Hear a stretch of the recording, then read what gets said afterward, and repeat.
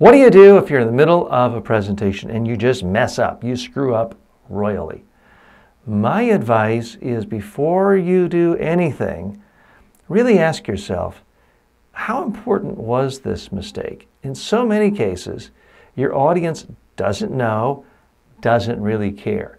So what gets people into trouble is when they say, oops, or oh, I'm sorry, or they look embarrassed. The problem with this is not that you can't be a human being and show emotion.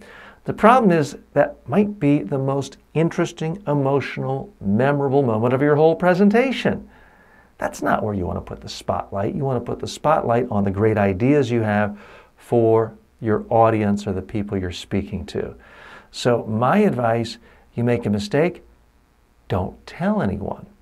If it is a very specific factual error, stop, pause, don't look embarrassed, and then say, actually, the correct number of that is, and state it.